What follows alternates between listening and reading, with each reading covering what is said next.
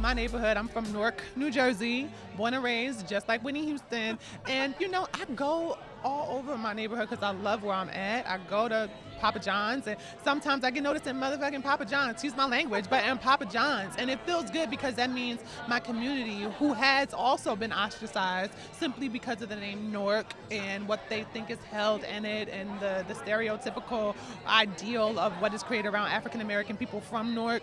When you see that your own people are looking and watching and learning, or who have always known but are happy to see that we're getting our just due, it feels good. So I'm happy to be where I'm from, and I'm happy to be showing light and love to every demographic, especially, and when I say every demographic, I'm talking about Asian, white, it goes on, but most importantly, Latina, Latino, Black, people of color, like that's the most important thing. I hope they're learning how to be like truthfully open. I think sometimes we'll be open, but just not about the real things that we want to be open about.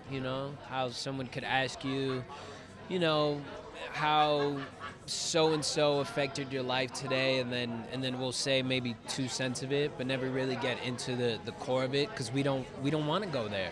We don't want to dive deep. We don't want to touch that little bubble that's going to get us riled up, right? Because especially we as men of color have been told that we have to mask everything, because if we don't mask it, then we're weak. If we don't mask it, then we're not men, and a lot of that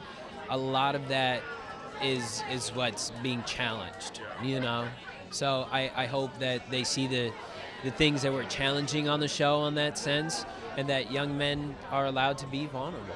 For those queer Black boys, I hope it's giving them the affirmation that they need to know that they are seen and they're valued and that they're beautiful and that they're worthy of all the love in the world. And I hope that it's also starting conversations around them with their families, with their teachers, with their leaders, and all the people that are in their community, so that they can engage in a dialogue that helps them feel more supported. I want them to know that what they're going through isn't unique. And that they shouldn't feel alone, you know what I mean, like in the troubles that they're having to go through, because they don't have the support of their parents, because they didn't have the privilege of having a parental grounding and backbone to help them understand how to navigate through life and protect themselves navigating the world. And I hope that this affirms sex workers who don't get to see themselves on television in a positive light. Especially Black trans sex workers, and I hope that it also affirms to Black trans women and anyone who relates to the character of Angel that if they want it, and if they fight for it, and if they stand, stand in place to receive it, they literally can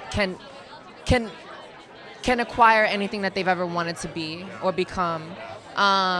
Yes, there are roadblocks around privilege. Yes, it's very complicated to tell Black trans women that they can have and be anything that they want to be in this world, but I think it's really incredible that Angel affirms that that is true, and that, Black trans women can also have a piece of anything that the world has to offer anybody. And if we don't, that we can create it for ourselves, right? Black trans women and femmes, like this, where we see Blanca wanted to open up her own salon, so that's exactly what she did. You know what I mean? She saved up and she created her own business. So seeing us take ownership and autonomy over our own lives and our future is really incredibly important for people to see.